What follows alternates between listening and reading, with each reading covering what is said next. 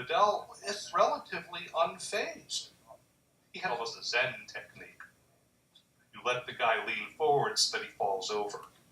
And so each night, there was more spectacle to be had.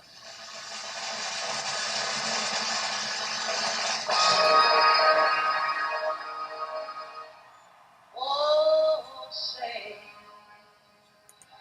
can you see?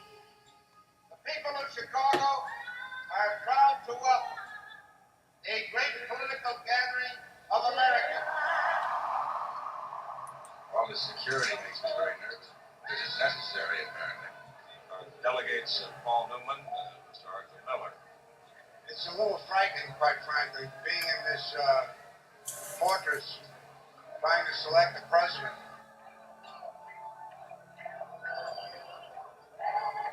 As long as I'm mayor of this town, there'll be law and order in Chicago.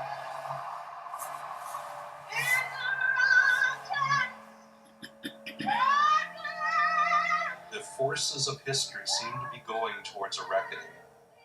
It's like they've just got to blow. ABC crew cars were equipped with gas masks and helmets. We were asked to make sure that the press didn't see this stuff. They were anticipating trouble right from the start. Oh, say, can you, that star-spangled? I would like to ask our guest commentators about Vietnam. How did we get out? Have we really been beaten? What matters here is that we have, in a word, lost the war.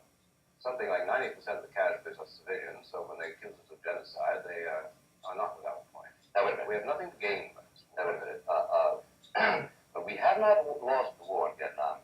What we have lost is an opportunity to press that war with such weapons as are especially at our disposal. The majority of the people of the United States, including the leadership of the Democratic Party, the leadership of the Republican Party, along with me, while you go to Rome and expatriate yourself. I think we should straighten this out now. I don't expatriate myself. I have an apartment in Rome. I go there for 2 or 3 months every year to be close to the Vatican, to contemplate William Buckley and his mad activities back here. And with enormous serenity, they're trying to get us, Bill. And I think, to be perfectly bleak